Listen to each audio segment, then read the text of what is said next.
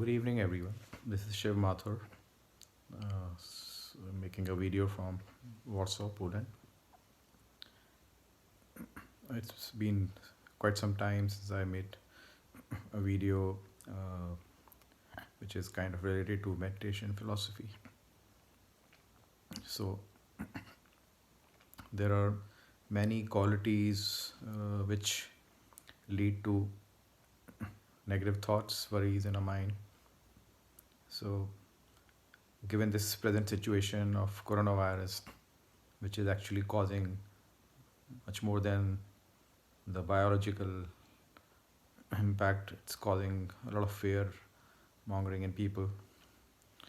It's causing mental imbalance and this isolation. In addition to the fear of coronavirus, this isolation is also leading to a lot of distress. So I thought it's time if I can throw some light on fear and why should we not have fear. Can have a kind of a brainstorming on this. Not that I'm giving some solution, but just sharing my own understanding of how to manage fear, how to manage thoughts arising out of fear, or how to eliminate fear. Because if fear is going to be there, it's going to give negative thoughts, it's going to make us worrisome. So the thing is, whichever quality or the pattern, behavior, or the nature is leading to negative thoughts or worries, that has to be understood and removed. It can only be removed if we understand why it is not needed. So what is driving a fear is the fear of death is one of the major cause of fear. There are so many other fears. Fears out of expectations of having something and predicting something wrong to happen in life based on past experience or based on what is happening or based on our own assumptions. So we have a lot of fears, but currently we have a fear of this pandemic, fear of getting infected and dying, irrespective of the mortality rate. If you are aware of the mortality rate, so we should probably fear less, but I think everybody fears equally. Everybody feels that they will die. So everybody feels they're in the queue to heaven or hell because of the virus. Virus is something who's come to take you, and everybody thinks equally, irrespective of the mortality, because nobody wants to die. Nobody knows who's in that 1% or 2% mortality. So the fear is 100%, though the mortality is 2%. So why should we have fear? Like anything which causes a negative thought or worry should not be there. So we should no source of negative thought should exist. But why are we fearing? Why are we afraid of dying? Let's talk about fear of death. We all know we're going to die. We all know we're going to die. And when we all know we're going to die, then this is something which is a fact. When we know this is a fact, and we know it'll happen someday, it'll happen. And if suppose the universe has decided to flood the world and everybody is going to die, so can you stop it? If the universe has decided that 2% of the population will be removed by way of virus, so some 2% people are going to die. We cannot stop that. Somebody will die of accidents. There are so many causes of death. Like in Poland, the average daily death figure generally is around 1,000, 1,100 people dying every day. In Italy, the figure is around 1,800 to around 1,800 every day. So there are daily death counts. We don't see those death counts. Nobody sees. Nobody flashes that. Nobody even wants to know how many people die. What do they die from? Do they die from cancer? What is the percentage of death from cancer? What is the percentage of death from accidents? What is the percentage of death from respiratory diseases, influenza, pneumonia, flu?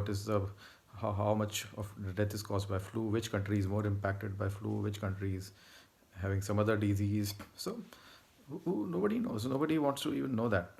But today there is a pandemic, so we are trying to figure out that 40 people have died in Poland in the last 3 weeks.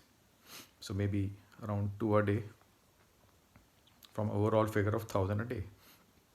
So though neither we need to know how many people are going to die and how many are dying and what is the percentage dying, because that's a fact. So many people are going to go. Deaths are inevitable. Cause can be anything. How many people die without any disease? They die. Some medical reason is given. Cardiac arrest. Somebody who's healthy is maybe around 80-year-old and he dies. There has to be a medical reason. Even he had no cardiac problem, but he died of cardiac arrest. There are people who are having some, fatal diseases or terminally ill.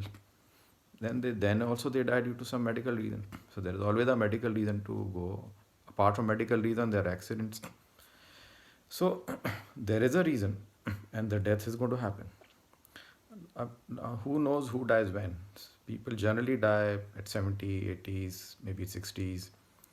The number reduces as you go to 50 and 40. So the percentage of people dying at a different age is there. So death is going to happen. Somebody may die at 40 also. Now the thing is, even this pandemic is causing more death in the people who are more than 80 or 70 probably. Mostly 80 plus if you see the data. So, and most of them are kind of having a couple of diseases like cardiac or cancer or something. So the death will happen. There'll be a reason to it. And there's a time to it. The most important thing, there's a time for everybody to go.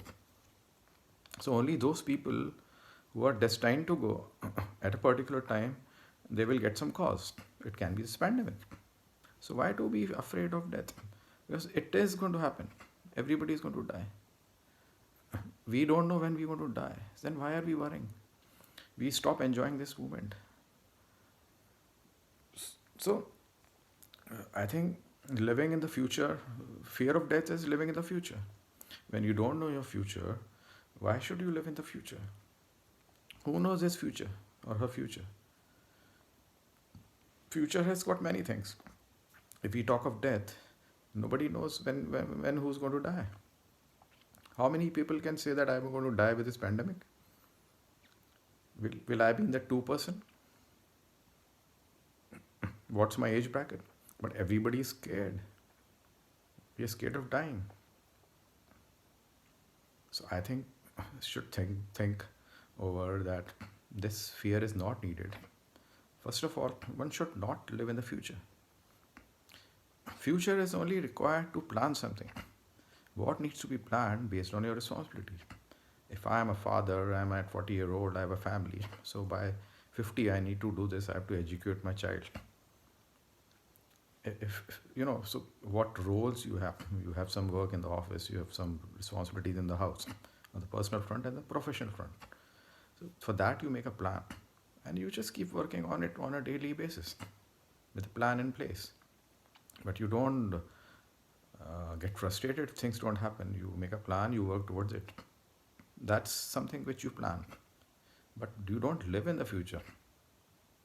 You don't live in a predicted life. You don't have to predict things because you can't predict. Can you predict? If you cannot predict, if you can't predict the future, then why to predict? Just enjoy the work which is there in your hand. So if you live like that, you will live in the present moment. When you live in the present moment, you are enjoying that moment. And if you're thinking of future, maybe it's because of a fear or anything else, or having a partner, not finding a partner, having some issues with relationships, or maybe acquiring some wealth, or buying a house, or buying this or buying that.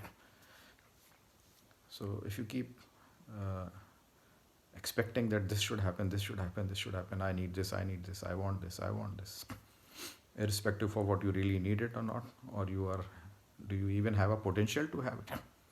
If I am having some capability, and if I don't have certain capability, but I want to achieve something without even thinking that do I have a capability. If I don't have a capability, then why should I plan to have that? So first of all, build that capability, work hard, sacrifice, build that capability, and then make the goal. So you make a plan. If you want to achieve something, you have to work towards it. You can't just sit and say that it should happen to me or somebody will gift me. A lot of people want things should just fall in their lap without having the capability. So thing is, we need to be focusing on our work, and the work should be based on realistic planning. And then just focus on the work, do that work. Don't live in the present or future. Don't live in the future. Don't worry about death. Death is going to happen. Birth and death are part of this journey. It's a beginning and the end. And let it happen. What will happen if you die? Will the world stop? Will your family will stop? They'll stop living. They will all die. They'll find their ways to move forward. Nothing stops. You evolve. You find your way. You find your way. You find your way and you move ahead. And you accept whatever comes and then you try to make it work.